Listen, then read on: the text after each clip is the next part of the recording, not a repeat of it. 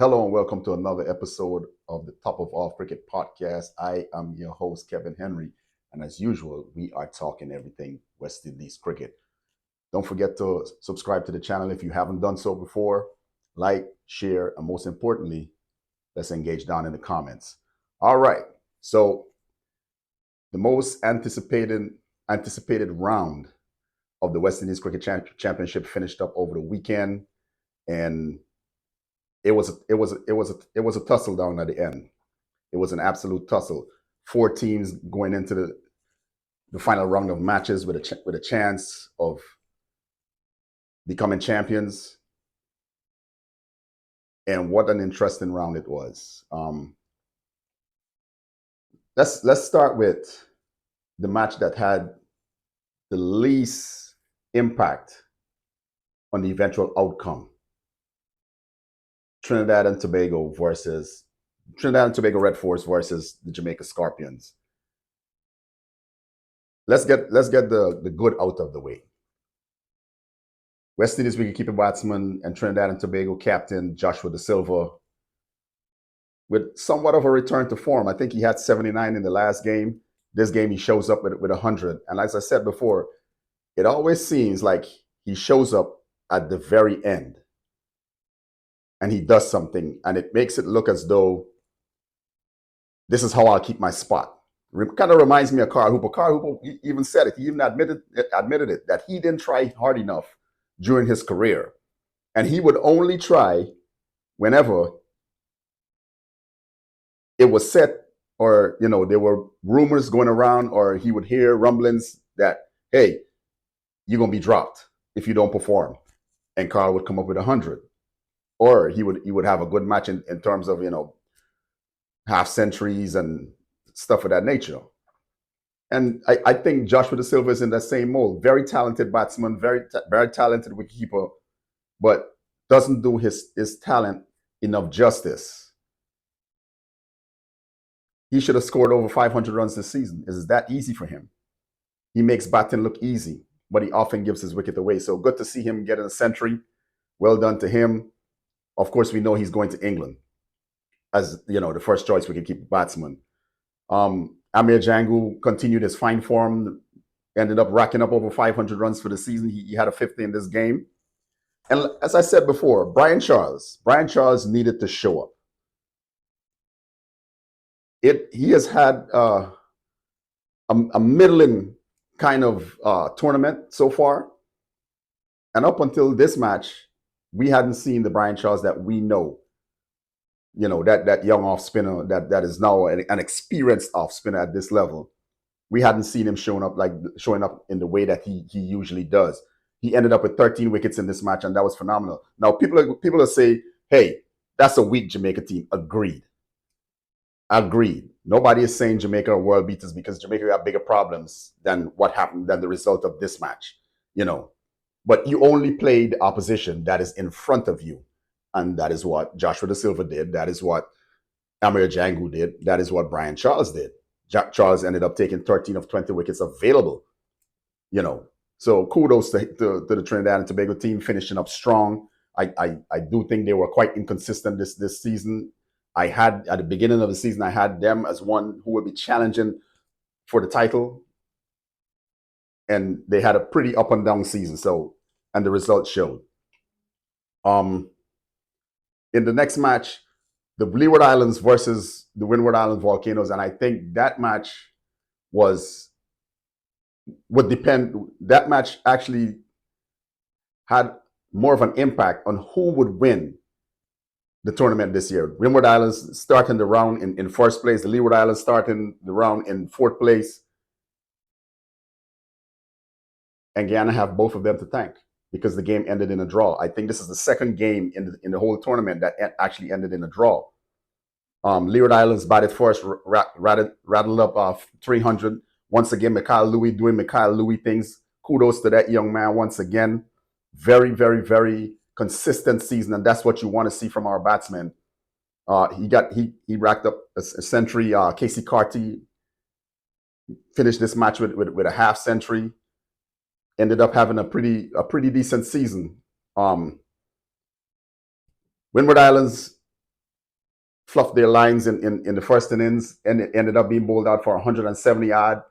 And I think that's where they lost the championship, right there. I think their senior batsmen, Alec Athanaze, Kavim Hodge, Sunil Ambris, did not support the bowlers like they needed to. 300 in a 4-game being scored by the Leeward Islands, I think that's a pretty good score. And I also think that's a pretty good bowling effort, right? But when your batsmen don't come out and replicate the bowling effort, you find yourself in problems. And that is what happened. They let themselves down. They shot themselves in the foot. Leewards batted a second time and gave them over 400 runs to chase. Casey Carty doing Casey Carty things. He had a pretty decent last half of the tournament. He started pretty shaky, but he had a pretty decent last half of the tournament, and he kind of led the way and helping the Leeward Islands set the Windward Islands a very good total.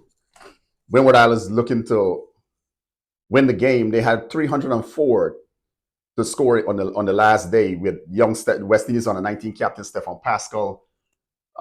Talented young man. Has some things to work out with his technique and his foot movement, because at the higher level he's going to get found out pretty good. But he had a pretty decent half century. Had a good game overall. And that was it pretty much. Shamar Springer did Shamar Springer things. I'll talk about Shamar Springer in a later episode, because he's had a pretty consistent season for all-rounder. Quietly consistent. That is how I'll term Shamar Springer's season. He's coming around. Of course, he was one of the players that was at that 2016 on the 19 World Cup with Shimron Hetmyer. But he is taking a little bit more time to develop his game. And quietly, he had a very good season. But anyways, the Windwards ended up on 290 yard, I think it is, for 6, if I'm not mistaken. Hold on. Yep, 296 for 7, sorry. And that poor first innings cost them. It cost them the title. All they had to do was win the first innings and draw the game, and they would have won the title. So thank you to the Windward Islands. Thank you to the Leeward Islands, Harpy Eagles. Devin England should send you guys a bottle of champagne or something, because y'all helped out a great deal. In the other match, Barbados versus the West Indies Academy. Didn't I tell y'all this West Indies Academy team is a pretty difficult team to beat? They are some pesky young men. They do not know when to say, okay, we've been beaten. They do not know. They just don't lay down. And hats off to the coach, Rayon Griffith. Hats off to him for, grooming that team and guiding them through the season. It was a pretty, especially on the batting side, it was a pretty topsy-turvy one. But they bowled pretty well. Their bowling is what kept them in a lot of matches. If they only could have worked out how to put partnerships together with the amount of talent that they had in that top order, talented young batsmen, I'm saying they would have finished in the top 3.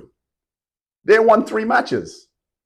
2 out of those 3 matches, they beat teams that were in contention for the championship. They beat the Leeward Islands in the opening match. That's where Leeward Islands lost the tournament. That's where they lost the championship, right there. When they lost that game in the final analysis, when they lost that game to the West Indies Academy side in the first match, that's where the Leeward Islands lost the tournament. When the Windward Islands lost to Guyana, I think it was in the fifth. Was it the 5th round?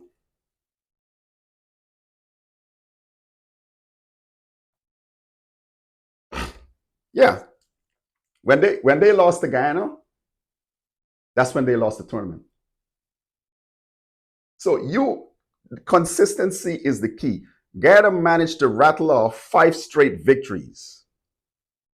After that horrible start because even to the match that Ghana played against the Trinidad and Tobago Red Force, the opening match, they looked horrible. Even though they did not get to bat, it was a very, very lukewarm, tired looking, unprofessional beginning to the tournament. That's how Guyana started the tournament. The second match against the Leeward Islands was a replication of the first match. The only difference is they actually batted. They didn't cross 200 in either innings. So it was really good to see them pick themselves up, rally through the phases of the tournament, and come out victorious. We'll talk about that later, right? We're talking Barbados and the West Indies Academy. But Barbados should not have lost this game, not with the experience that they have in that lineup. You have a lineup with Craig Brathwaite, Zachary McCaskey, Jonathan Drakes, Raymond Reefer, Jair McAllister, Jamel Warrican, was Akeem Jordan. Some of those players have West Indies A or West Indies Test experience. The only player on the West Indies Academy side that has any experience above the West Indies first class season is Jordan Johnson, when he played for the A team in South Africa a couple of months ago. When you have a team with an accumulation of test experience, the collective experience of the Barbados team, that should not have happened. You should not be losing to the West Indies Academy. Granted, it's two teams on the field, and the West Indies Academy came there to do the same thing that Barbados came to do. So I'm very disappointed. I'm very disappointed with Barbados. I'm very disappointed with Jamaica. I'm very disappointed with Trinidad and Tobago. I'm very disappointed with the Windward Islands. I'm disappointed and for these reasons. Barbados, because they were inconsistent. With all the experience that they have, they should not be this inconsistent. Trinidad and Tobago is the same thing. All the experience, all the talent, they should not be this inconsistent. The Windward Islands, you don't put yourself in a position like they had and then end up fumbling the bag, as people say now. They essentially handed the title to Guyana. When they played Guyana, they essentially handed the title to us. Jamaica, for the reasons that I've spoken about before, they have a lot of issues in the Jamaica Cricket Association. You can tell by the product that's on the field. There's something that's rotten in that Jamaica Cricket Association office, and it needs to be addressed. I know I've heard the sports minister, I think, Babsy Grange, talking about putting money into the game, and that is needed. Development to the game, it needs to be addressed. Because when I look at the age of some of the Jamaica players that are playing this season, it tells me that there's something wrong. Here's the reason why. We have players in their late 20s, some touching 30, this is their first season, or this is, they've been around for a little bit, but they're now trying to find their feet in first class cricket. That tells me that something wrong with that. If you have players at that age, at that late stage, in this case, you would want to say the dying stages of their first class career, now getting first class experience, something is wrong there. They should have been around for a while. And that is the reason they lost, because of the inexperience of some old players. When I pulled up the profiles of some of the players, I was like, what? 29, 28, first season? What is going on here? So we're the young players. We're the young, talented players. And that's why at the beginning of the season, I was saying Jordan Johnson needed to be in that Jamaica team. What happened to the other young batsman, on the 19 batsman that went to South Africa and played for the West Indies on the 19 team? Steve Wedderburn. What is going on with Steve Wedderburn? Why wasn't Steve Wedderburn in this team?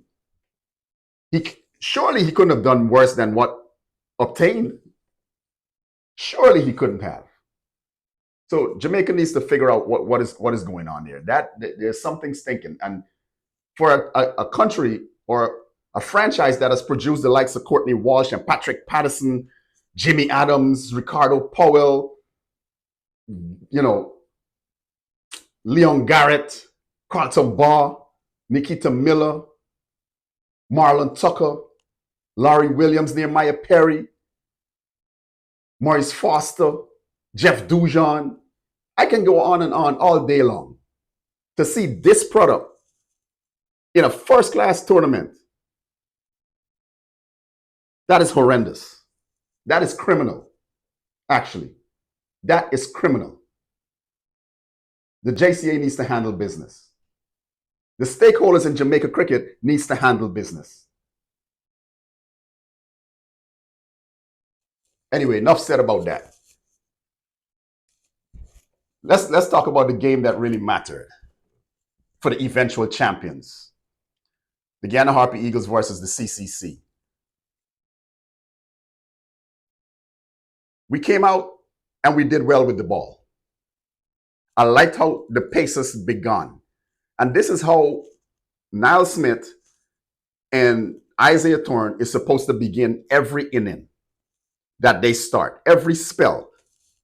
Close to the stumps, asking questions. Not none of this short and wide and just short and the ball going way over the batsman's head and all this kind of madness that sometimes I see from the two of them. They have got to find the consistency that they found on that opening day.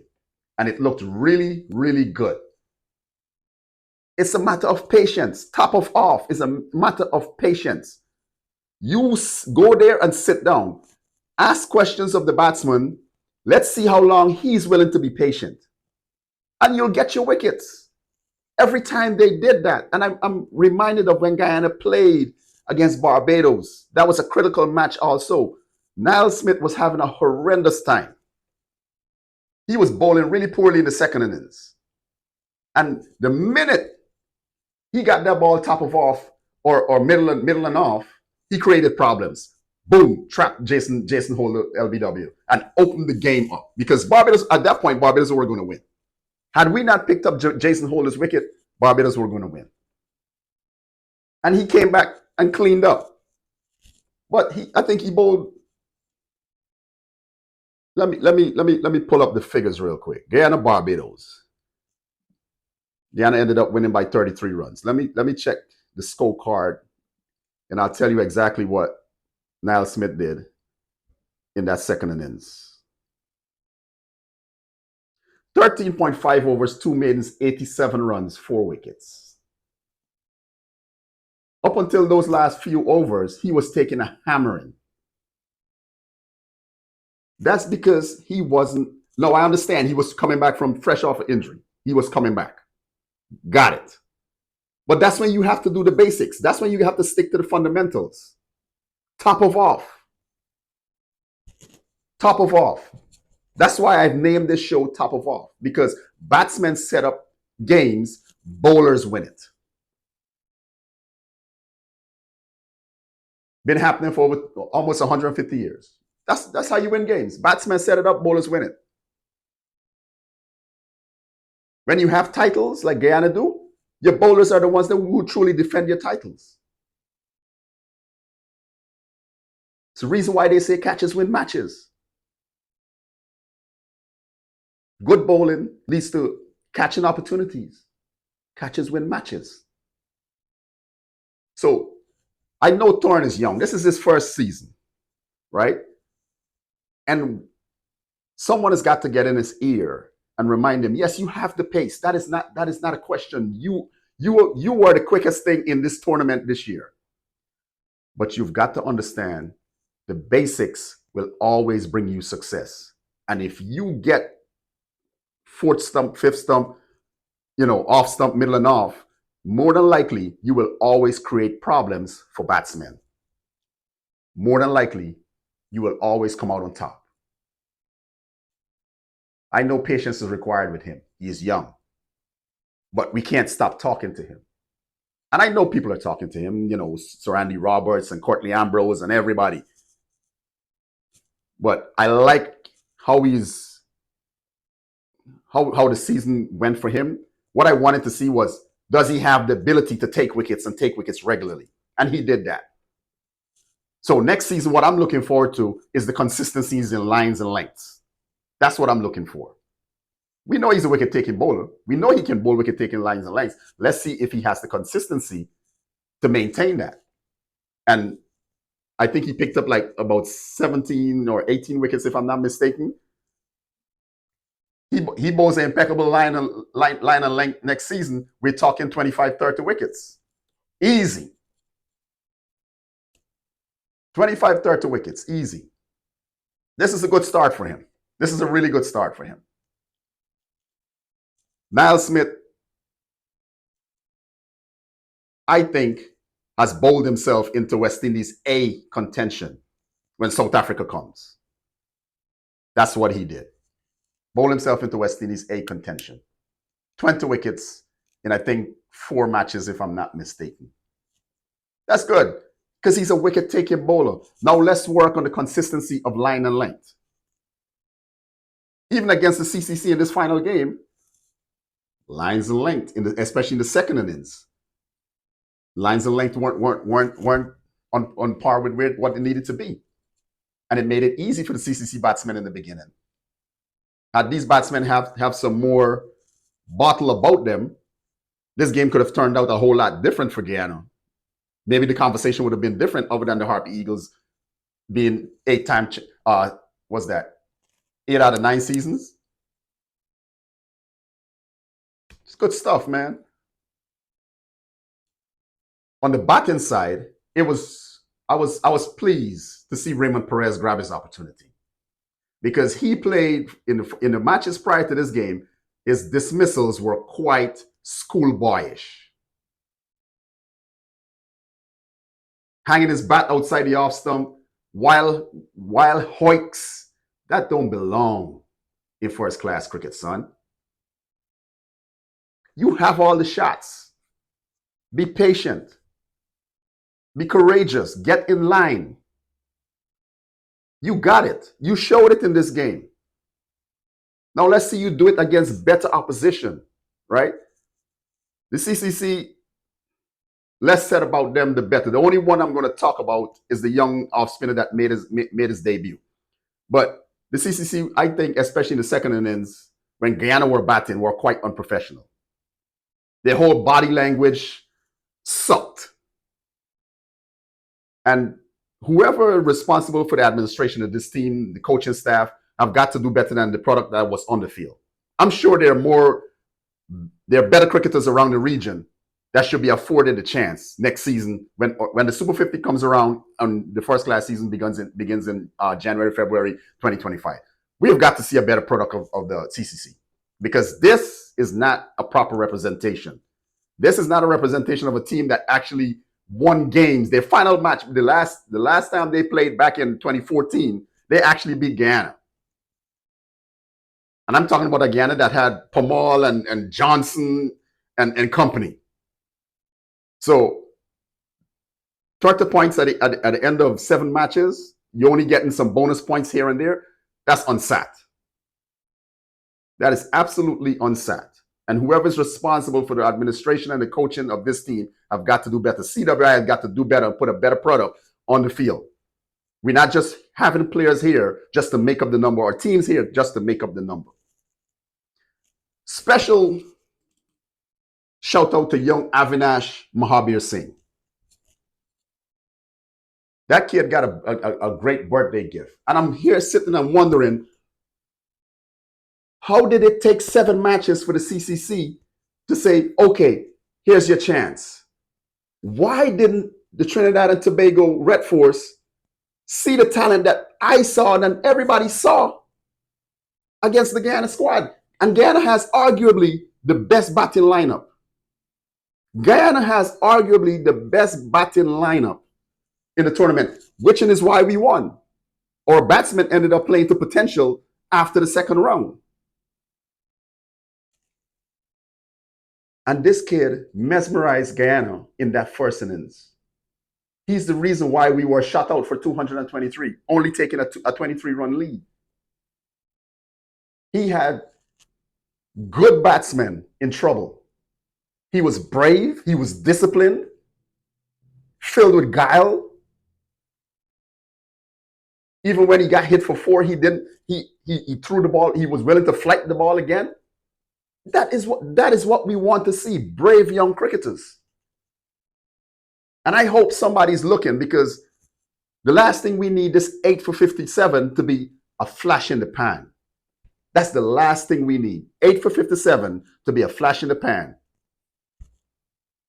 They better get a hold of him and harness that talent, because we don't have an off spinner like that. What we got right now is Gudakesh Moti.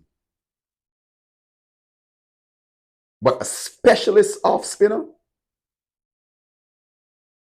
that is that brave, not afraid to get hit, that is what you need. A wicket taking off spinner, has a wicked arm ball, turns the ball. Come on, Trinidad and Tobago, Red Force. Come on, CCC. Come on, CWI. Let's get this kid in where he needs to be. And if it means getting him into the academy side next season because he can't get into the trend, or you don't want to push Brian Charles aside, out, because obviously if you put him into the Trinidad side, somebody's got to go sit down. And I'm not sure they're willing to let Brian Charles sit down. Get him into the West Indies academy side. He's brand new to first class cricket. But well done to the Harpy Eagles for staying consistent. Well done to Tevin Imlach. That was absolutely great captaincy. You can see when he came back and he took the reins, things changed.